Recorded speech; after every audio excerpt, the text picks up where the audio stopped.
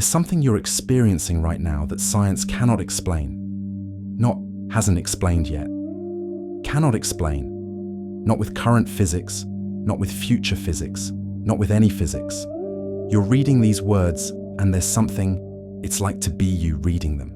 There's an internal quality to your experience. A redness to red, a painfulness to pain, a you-ness to being you. Science can map every neuron firing in your brain while you experience red, but it cannot explain why there's something it feels like to see red at all. And this isn't a gap waiting to be filled. This is what philosophers call the hard problem of consciousness. And it's not just hard, it might be impossible. If this already feels like it's pointing at something real you've never seen articulated, make sure you're subscribed. We're going deep for the next minutes. Here's the situation. Science has been extraordinarily successful at explaining reality. We understand quantum mechanics, relativity, the origin of the universe, the evolution of life, the structure of DNA, the workings of cells. We can explain black holes 14 billion light-years away. We can predict the behavior of subatomic particles with stunning precision. We've built technologies that would seem like magic to people a century ago. Science works. Except for one thing, the thing you're doing right now. Being conscious, having an experience, feeling what it's like to be you. Science has no explanation for this. None. And the more you look at the problem, the more you realize it's not just that we haven't solved it yet. It's that the very method of science seems fundamentally incapable of touching it. This is what philosopher David Chalmers identified in the mid-90s as the hard problem of consciousness. And it's not hard like quantum mechanics is hard. It's hard like asking a blind person to understand red.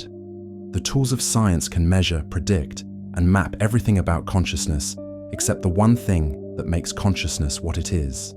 The experience itself, the subjective quality, the what it's likeness. And this creates a profound paradox, because science is done by conscious beings. Every experiment, every theory, every equation is formulated, understood, and validated by creatures who are having experiences. Consciousness is the absolute precondition for science to exist. And yet consciousness is the one thing science cannot explain. Over the next 40 minutes, we're going to explore why this is.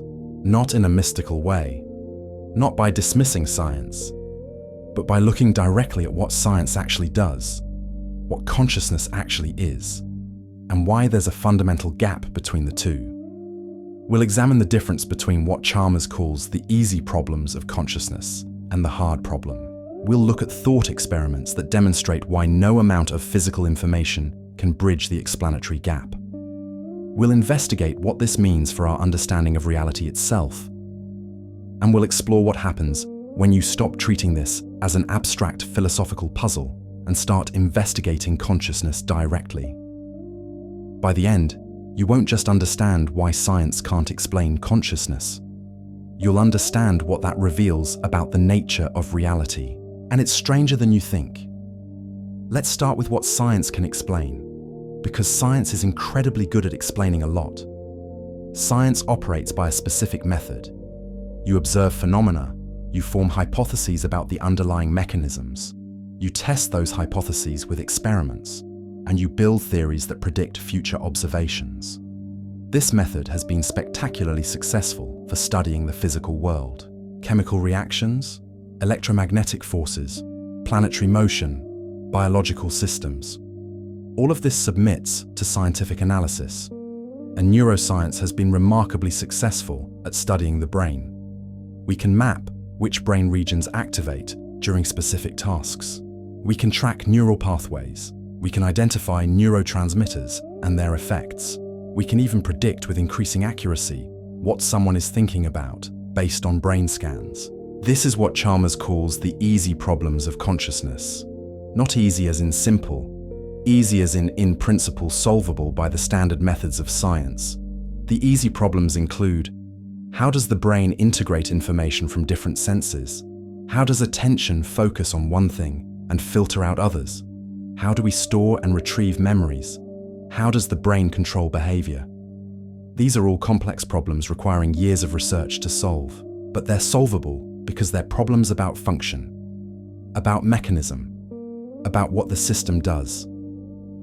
You can in principle explain these by mapping physical processes: neurons firing, chemicals releasing, electrical signals propagating.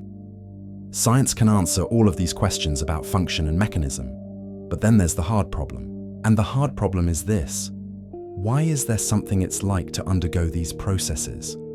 Why doesn't all this neural activity happen in the dark, so to speak?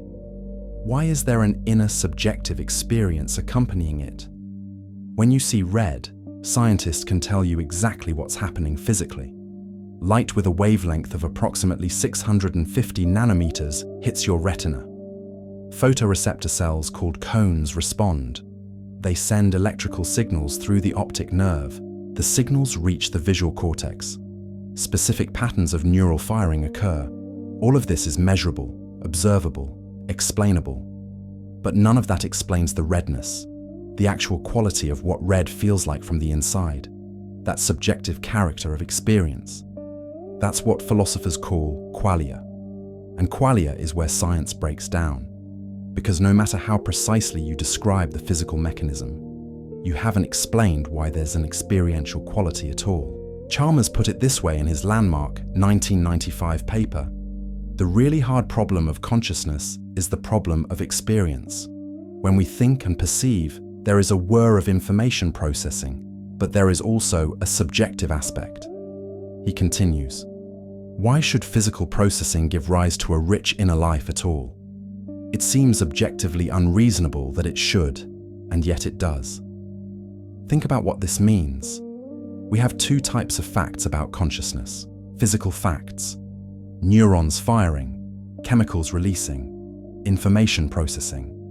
These are objective, measurable, describable in the language of physics. And then we have experiential facts: the redness of red, the painfulness of pain, the taste of coffee, the feeling of love. These are subjective, private, knowable only from the inside.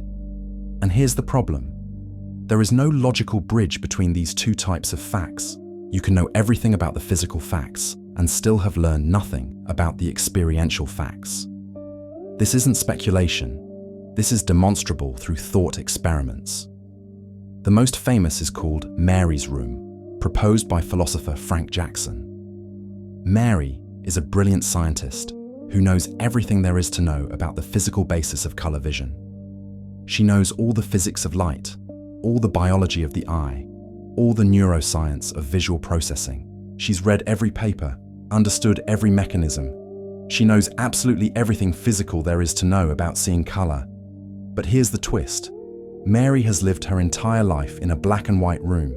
She's never actually seen color. She's only studied it. Now here's the question. What happens when Mary finally leaves her room and sees red for the first time? Does she learn something new? The answer seems obvious. Of course she learns something. She learns what red actually looks like, what it's like to experience red. She already knew everything physical about red, but experiencing red teaches her something additional, something that wasn't contained in all that physical knowledge. This is called the knowledge argument, and it demonstrates something profound. There are facts about consciousness that cannot be derived from physical facts. No matter how complete your physical description is, it leaves out the experiential quality, the what it's likeness, the qualia. And this creates what philosopher Joseph Levine calls the explanatory gap.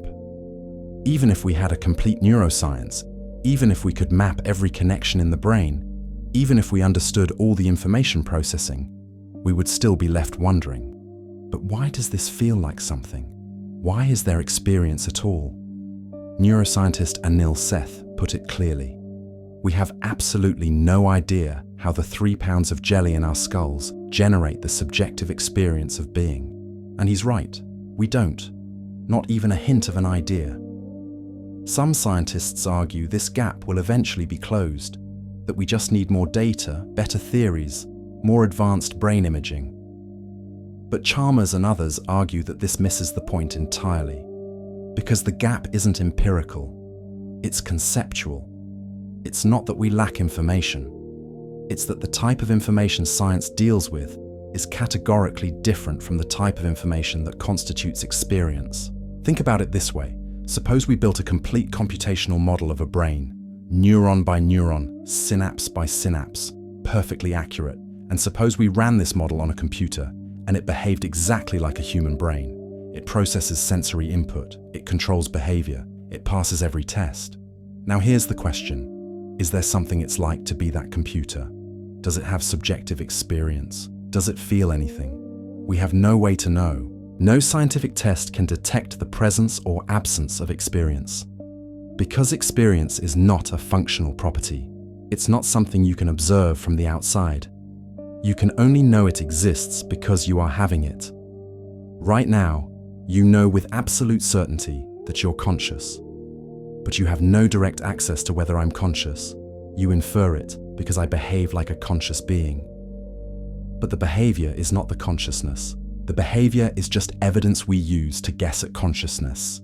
And this is the hard problem. Science studies what can be observed, measured, tested, predicted.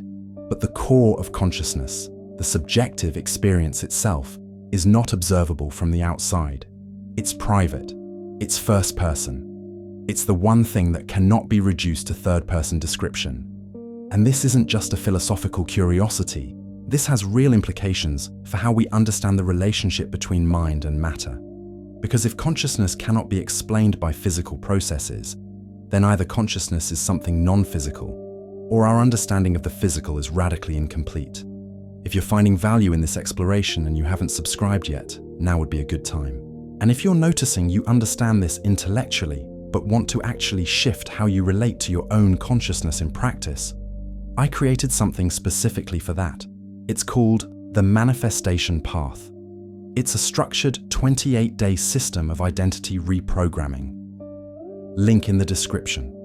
I'll leave it there for you. Now back to the problem. So we've established the gap. Science explains function, mechanism, behavior, but it doesn't explain experience. And the more carefully you look at this, the more profound it becomes. Because it's not just a gap in our current knowledge, it's a gap in the very framework we use to understand reality. Let me show you what I mean. Science operates by breaking things down into smaller parts and understanding how those parts interact. You want to understand water? Study hydrogen and oxygen atoms and how they bond. You want to understand life? Study cells, DNA, proteins, chemical reactions. This reductionist method has been incredibly successful. But consciousness doesn't seem to work this way. You can't break experience down into smaller, non-experiential parts. There's no sense in which neurons have a little bit of consciousness that adds up to full consciousness. Neurons are physical objects doing physical things. None of those things are experiential. So how does a collection of non-experiential physical processes suddenly produce experience? This is what philosopher Thomas Nagel explored in his famous paper, What is it like to be a bat? He chose a bat specifically because bats perceive the world through echolocation, which is fundamentally different from human vision. And his point was this: even if we understood everything about bat neurology, everything about how echolocation works physically, we still would have no idea what it's like to be a bat, what echolocation feels like from the inside. Because the subjective character of experience cannot be captured by objective description. Nagel wrote, "Every subjective phenomenon is essentially connected with a single point of view, and it seems inevitable that an objective, physical theory will abandon that point of view." In other words, science deliberately adopts a third-person perspective. That's its strength. It studies things from the outside. But consciousness is irreducibly first-person. It's something you experience from the inside. And you can't study the inside from the outside. You can study correlates of consciousness, brain activity that corresponds with conscious states. But correlation is not explanation.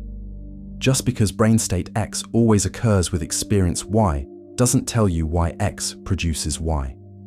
This is the difference between finding a correlation and finding an explanation. We know that when you damage certain brain regions, certain conscious experiences disappear. This shows the brain is necessary for consciousness, but it doesn't show how the brain generates consciousness. Just like destroying a radio stops the music, but that doesn't mean the radio creates the music. The radio could be receiving the music. Or consciousness could be something the brain does. Or consciousness could be a fundamental feature of reality that the brain shapes but doesn't create. The point is, correlation doesn't tell you. And here's where it gets deeply uncomfortable for materialism. Materialism is the view that only physical things exist. That consciousness is produced by and reducible to physical brain processes. This is the default assumption in neuroscience. But the hard problem suggests this might be wrong. Because if consciousness cannot be explained in physical terms, then either consciousness is something non-physical, or what we think of as physical is actually much stranger than we realized. Some philosophers, like Daniel Dennett, argue that the hard problem is an illusion. That once you fully explain the functions of consciousness, the easy problems, there's nothing left to explain. The feeling that there's something more, some mysterious qualia, is just confusion. We think there's something additional because we don't yet fully understand the mechanisms. But this response seems to miss what's actually being pointed at. When I see red, I'm not confused about whether I'm having an experience. I'm having an experience. That's the most certain thing I know. More certain than any scientific theory. More certain than the existence of the external world. I could be a brain in a vat, and I'd still be certain I'm experiencing something. And when Dennett says there's no hard problem, it feels like he's denying what's most obvious. It's like someone saying pain doesn't really hurt. It's just a functional state. Tell that to someone in pain. The experience is undeniable. Other theories try to bridge the gap. Giulio Tononi's integrated information theory proposes that consciousness is identical to integrated information. That any system that integrates information in specific ways is conscious to some degree. This is an interesting theory because it makes testable predictions and doesn't assume consciousness is special to biological brains. But even if this theory is right, even if we can measure how much consciousness a system has by measuring its integrated information, it still doesn't explain why integrated information feels like something. Why there's subjective experience at all. It's a theory about the structure of consciousness, not about why that structure produces experience. And this is the pattern you see across all theories of consciousness. They either explain function without explaining experience, or they just assert that certain physical processes are identical to experience without explaining why. Let's make this personal. Right now, you're conscious. You're reading these words, and there's something it's like to be you reading them. Now I want you to do something. Observe your experience directly. Not analyze it, not think about it, just notice what's happening. There are visual sensations, shapes, maybe colors, depending on your screen. There might be sounds around you. Maybe you feel the weight of your body sitting or standing. Maybe there are thoughts arising, maybe emotions. Just notice all of this. Now here's the question. Where is this experience located? Your immediate answer might be, in my head or behind my eyes. But look more carefully. When you see something in front of you, does the visual experience feel like it's behind your eyes? Or does it feel like it's out there, where the object is? Where exactly is the sensation of touch? When you feel your hand, is that sensation in your hand, or in your brain, or somehow both? And what about thoughts? When a thought arises, where is it? Can you find a location for it? When I ask you to observe your experience, what's doing the observing? There's an experience happening, and there's an awareness of that experience. Are those the same thing, or is awareness something separate from the contents of consciousness? This is what happens when you move from thinking about consciousness to investigating consciousness directly. You start noticing things that don't fit any theoretical framework. Because consciousness isn't just an object to be studied, it's the subject doing the studying. It's what makes studying possible. And trying to make consciousness an object of study creates a strange loop. The eye trying to see itself, the knife trying to cut itself. And this is why so many contemplative traditions, from Buddhism to Advaita Vedanta, have argued that consciousness cannot be understood by thinking about it. It can only be known directly, non-conceptually, by becoming aware of awareness itself. This doesn't mean science is wrong. Science is extraordinarily useful for studying the contents of consciousness, the conditions that affect consciousness, the correlates of consciousness. But it might mean that the nature of consciousness itself cannot be captured in scientific terms, because science is the study of objects, and consciousness is not an object. It's the subject, the witness, the screen on which all experience appears. Now I know what you might be thinking. This sounds mystical. This sounds like we're giving up on explanation and retreating into vague spirituality. But that's not what's being suggested. What's being suggested is that our concepts of explanation and understanding might need to expand. That consciousness might be something we can know directly, but cannot fully explain in objective terms. Just like you can't explain what red looks like to someone who's never seen it, but you can know red directly by seeing it. And maybe that's not a bug, maybe that's a feature. Maybe consciousness is the one thing that cannot be reduced to something else, because it's the most fundamental thing there is, the ground of all knowing, the precondition of all experience, the thing without which nothing else would exist for us. Let's bring all the threads together. We started with a paradox. Science can explain nearly everything about reality, but it cannot explain the one thing that makes science possible, consciousness. We examined why this is. The easy problems of consciousness are problems about function and mechanism. How does the brain process information? How does it control behavior? These are hard, but they're solvable by standard scientific methods. But the hard problem is different. It's not about function. It's about experience. Why is there something it's like to be conscious? Why doesn't all this information processing happen in the dark? Why is there an inner subjective world at all?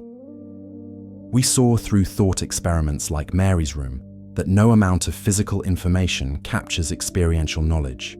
You can know every physical fact about color and still not know what it's like to see color. This demonstrates an explanatory gap, a gap between objective description and subjective experience that no theory seems able to cross. And we explored why this gap exists. Science studies phenomena from the outside, third person, objective, measurable, but consciousness is irreducibly first person. It's something you know from the inside.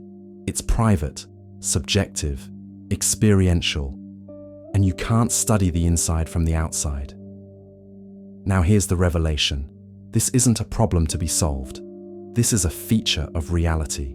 Consciousness isn't something that emerges from matter and then can be reduced back to matter. Consciousness is the very fabric of knowing. It's not a thing you can observe. It's what makes observation possible. Think about it. Every scientific theory, every experiment, every measurement, every equation exists within consciousness. You don't first have matter, then have consciousness emerge from it, and then consciousness observes matter. You have consciousness first, you have experience, and within that experience you construct models of matter, physics, brains, all of it. This doesn't mean matter doesn't exist. It means matter, as we know it, is how certain aspects of reality appear within consciousness. The hard problem exists because we've been trying to explain consciousness in terms of something else. But consciousness might be the fundamental thing, the thing that doesn't need explaining because it's the precondition of all explanation. This is what philosophers call panpsychism, or idealism, or neutral monism, depending on the version. The idea that consciousness isn't produced by matter, but rather matter and consciousness are two aspects of something more fundamental, or that consciousness is fundamental, and matter is how consciousness appears when observed from the outside. Now, I'm not saying any particular theory is true. I'm saying the hard problem forces us to reconsider our basic assumptions about reality. Because if consciousness cannot be explained by physics as we know it, then either consciousness is non-physical, which creates its own problems, or physics is incomplete, or the very categories of physical and mental are provisional and point to something deeper. And here's what makes this so profound. This isn't abstract philosophy. This is about the most immediate fact of your existence. You are conscious right now. You're having an experience, and that experience is the most undeniable thing in your reality. More certain than anything science tells you. More certain than the existence of matter, space, time. Because all of those are known through consciousness. You never experience matter directly. You experience sensations that you interpret as matter. You never experience space directly. You experience a field of awareness in which objects seem to have locations. You never experience time directly. You experience the arising and passing of phenomena. Consciousness is the one thing you know beyond doubt. And science, for all its power, for all its explanatory success, cannot tell you what consciousness is or why it exists. And maybe that's because consciousness isn't something that exists within reality.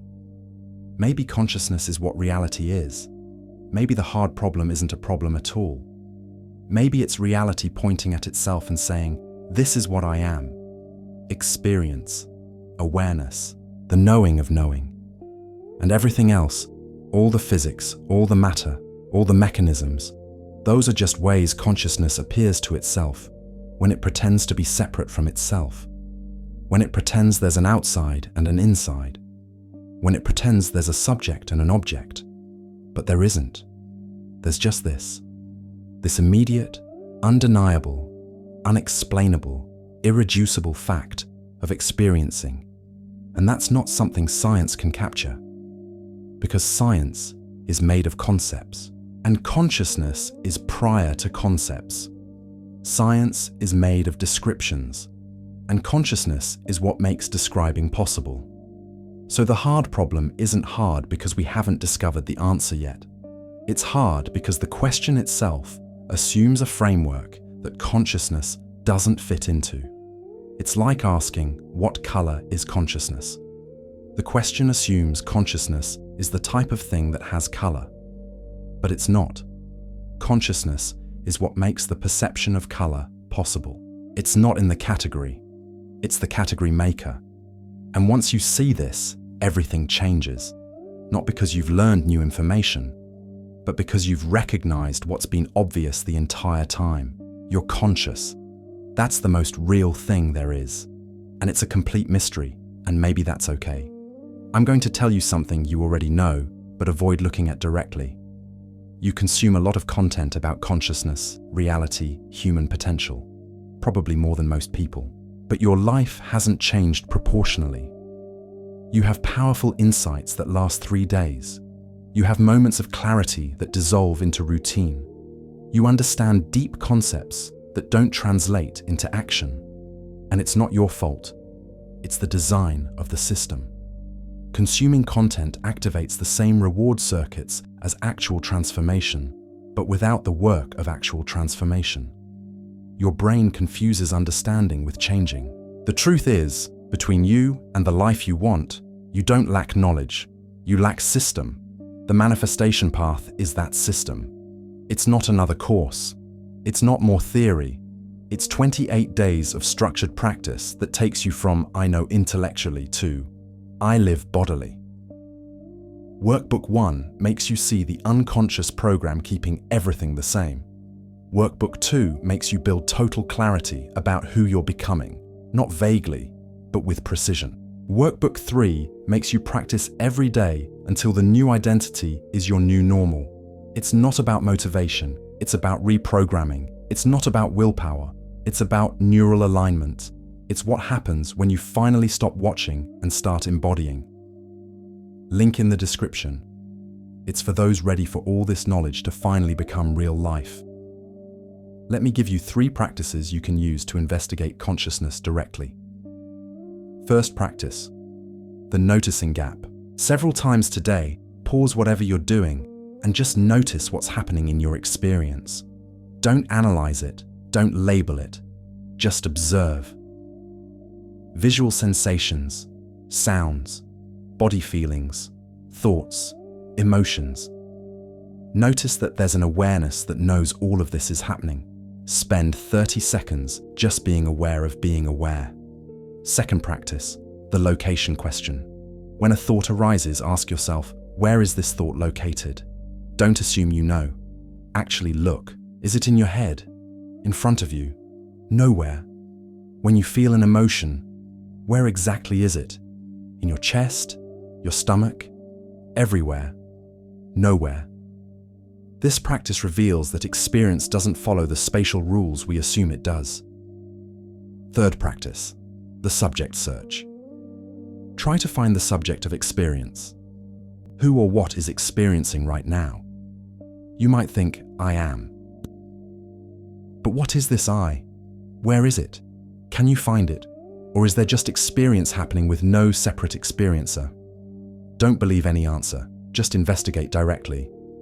These aren't tricks or techniques to achieve some special state. They're simply ways of paying attention to what's already true. Consciousness is here.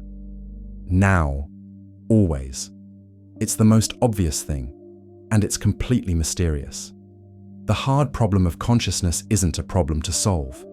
It's an invitation to stop treating consciousness as an object to be explained and start recognizing it as the subject that makes all explanation possible. Science has given us extraordinary knowledge about how reality functions, but consciousness shows us that there's something prior to all function, prior to all mechanism, prior to all explanation. There's the direct, immediate, undeniable fact of experience. And that fact is so close you can't see it, so obvious you overlook it, so fundamental you think it needs explaining. But it doesn't, it just is. And recognizing that changes everything. If this shifted how you think about consciousness and reality, leave a like and drop a comment. Have you ever tried to directly observe your own consciousness? What did you notice? Let's continue this exploration together.